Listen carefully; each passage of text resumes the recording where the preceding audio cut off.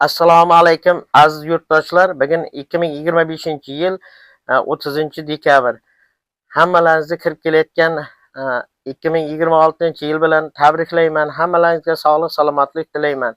Robbo rosa 1 yil oldin 2024-yil 30-dekabrda bir Nuriddin degan akamiz tabriklagan edi. Hozir oramizda yo'q, joylari jannatdan bo'lsin, oxirati obod bo'lsin. Shu akamiz Rossiyaning Qrim o'lkalarida o'sha O'zbekistonda daraxtlaridan, toklaridan hamda paxtalarini ekib, o'zidan kichkinagina bo'lsa ham bir bog' qoldirdi.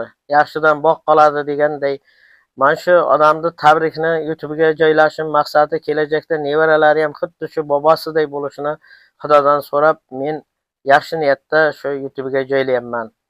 Bir xil insonlar bor, tirik bo'lsa ham o'likday gap. Bir xil insonlar bor, o'lsa ham tirik. Shuning uchun mana shu yaqinlarini qalbida doim u inson yashaydi. Mana shu orzu-havaslariga nevaralari, farzandlari erishsin. Nima deymiz? Hammaga sog'lik, salomatlik, yangi yil qutlug' bo'lsin. Doim xonadonlaringizda baraka arimasin. Videoni oxirigacha ko'rasiz degan umiddaman. Barchaga assalomu alaykum. Hammalaringizni shu kirib kelayotgan yangi yil bilan tabriklayman.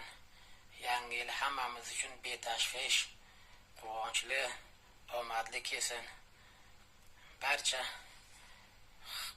xafachiliklar, tashvishlar mana shu eski yilda qolgan bo'lsin iloyim.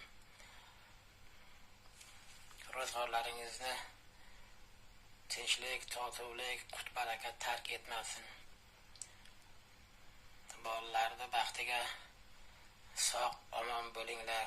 Mana shu uzoqlarda yuribmiz. Shu diydor ko'rishish hammamizga nasib qilsin iloyim. Yana bir bor hammalaringizni yangi yil bilan tabriklayman. Sizlarga sog'lik, salomatlik